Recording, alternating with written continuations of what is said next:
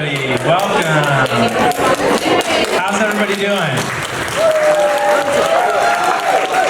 Thank you all so much for being here tonight to support Kevin. We are super excited that you're here tonight to support him as we enter the final 3 weeks of this race. I've had the honor of working for Kevin for the last 5 years, and he's definitely the person for this state. So thank you for being here. I want to thank everyone for being here tonight. Thank you for being such amazing supporters and helping us get to the point that we are right now.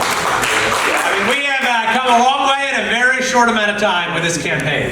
And it's 3 weeks to the finish line as of tomorrow. And actually, usually when you're at the 3-week point, you're looking back on a very long campaign. We've had about a month and a half. But we have really come a long way in a month and a half. Thank you to Randy Peters. I don't know if they're here, but I know that some of their team is, for making the venue available. And I want to give a special recognition to this table right here, as well as a couple folks over there. You're going to be seeing in a major publication pretty shortly the women of the recall.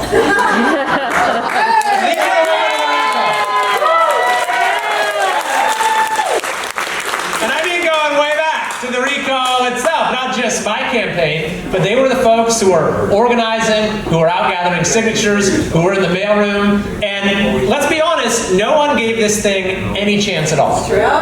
Right? Yeah! No chance at all. They said we'd never qualify it for the ballot. Not only did we qualify it, how many signatures did we get? 1.2 million. More signatures than any signature drive in United States history.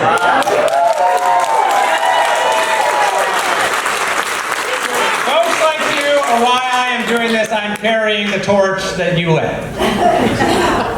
And I want to thank again everyone here who's here to offer your support, everyone who was involved in the recall in any capacity. Because, you know, they said, as I said, we'd never qualify it, we got it qualified. They said that even if we got it qualified, there was no chance that we'd actually get it passed. But the polls show that this thing right here, right now, is neck and neck. It is absolutely a dead heat.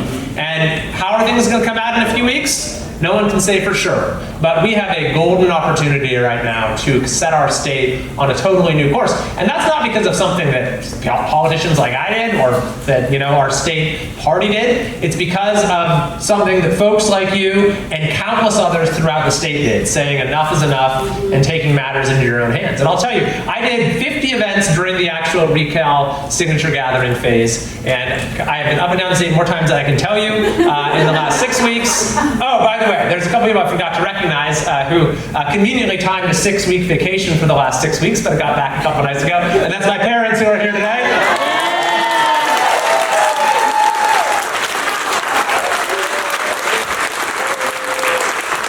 So they've been off the hook in this campaign so far. They were my number 1 and number 2 volunteers when I first ran for the Assembly in 2016, and they're already making up for lost time.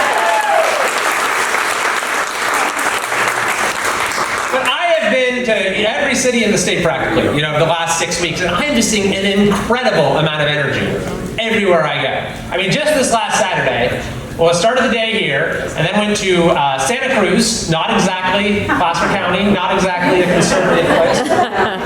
And then I went to Bakersfield, which is like Placer County in a lot of ways, but actually probably the most conservative county in the state.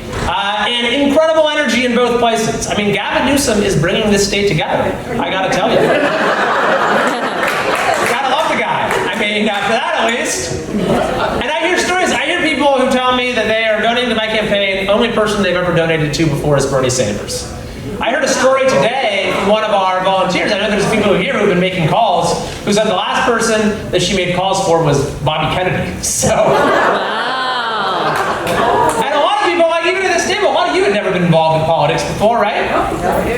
For the first time. And so that is what makes this such an extraordinary movement. And you know, people, and you see the ads that Newsom's doing now, right? And you see Elizabeth Warren out there, and Kamala Harris, and all the things that people try to say about the recall. But the fact of the matter is, this is an unbelievably diverse movement.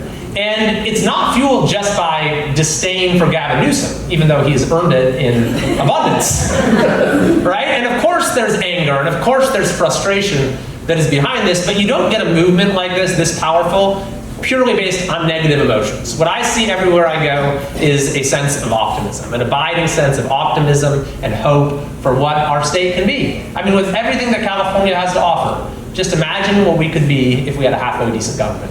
And imagine where our communities could be if the state would just stay out of our way.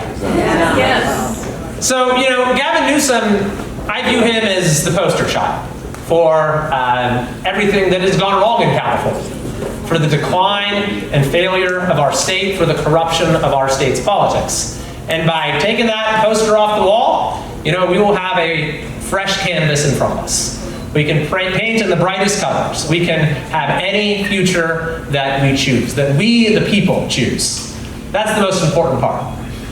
You might have heard me say before, I think the most important job of the next governor is actually to make it less important who the governor is, by returning power to local communities and their citizens.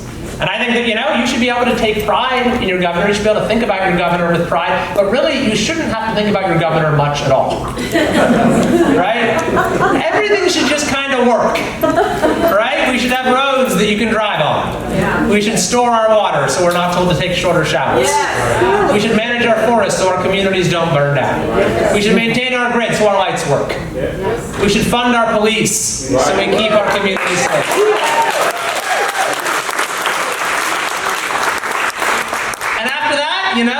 Your life is yours to live. Thank you. Government should do the things it's supposed to do. It should do them well, and it should do nothing else. And I think that, Trey mentioned that, he's got some selfish reasons, because what happens in California tends to spread to his state. California. As you might have heard, our current governor has perhaps ambitions beyond his current role that we're putting to rest, by the way.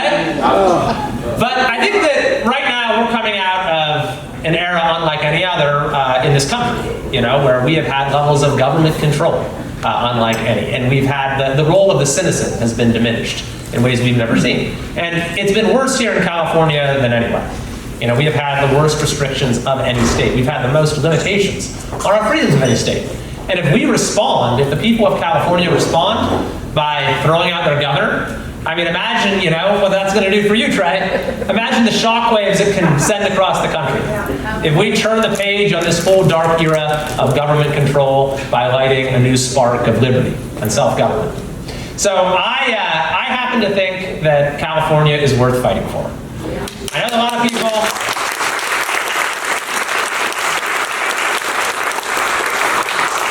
are leaving the state. A lot of people are looking at it. A lot of people have told me that their decision will turn on the outcome of the recall. Tennessee. All right. Well, there you go. You can see him live every week, right? Get some moonshine. Hang out with Ben Shapiro. I'm going to do the recall tour.